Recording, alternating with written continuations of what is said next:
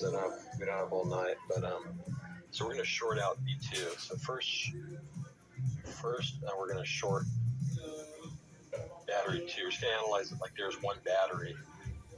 This is the rule of superposition. Is you can short out your voltage sources, you can just remove your current sources, and then superposition says you add them up at the end. That's what we'll get at A and B. So I want to know the voltage at A and B. I'm going to short out the 7-volt battery.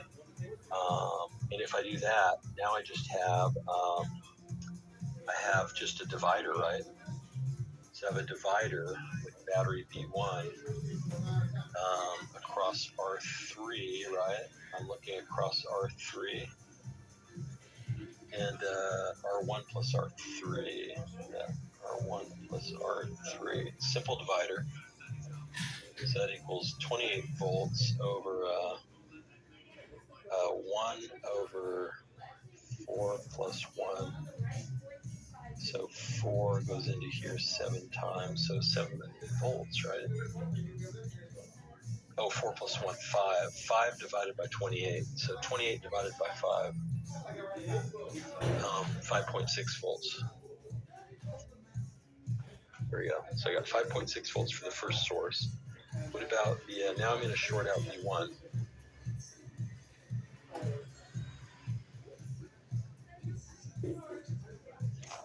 So this is R1 again. So now I got B2 over R1 over R1 over plus R3. It's a divider again.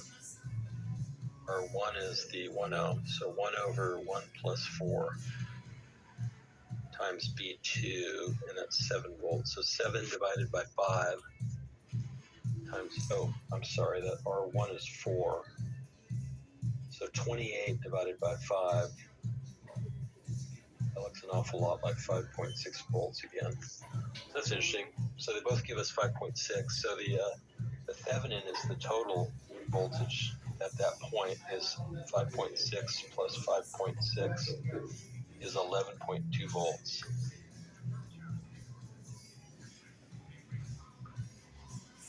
So that's the total voltage, right? So total voltage is 11.2. I can put that in my chart. So what I want to get now, the other thing I should be able to get, it's hard for me to get anything else, but I should be able to get the total ohms. Let's think about this. The Thevenin. So the Thevenin voltage I don't have. That's the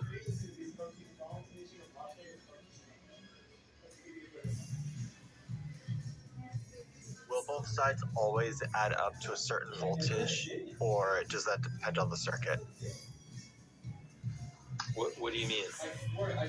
How they both add up to 5.6 volts. Is that always the case, or is this just an occasional thing? Well, they're going to add up to whatever they add up to. It just happens in this example, they added up to 5.6, but depending on, for every circuit, it's going to be unique.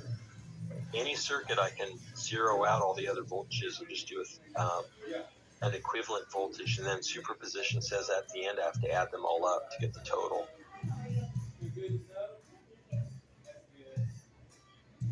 So again, I'm just using really simple rules. Like you can collapse complicated circuits down by using the 2 rules.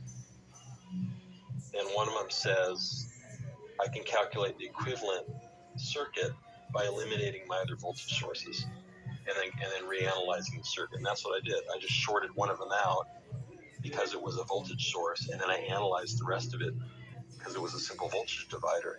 It just happened to be that they both came out in 5.6. I maybe should have come up with a different example where they're different by a little bit.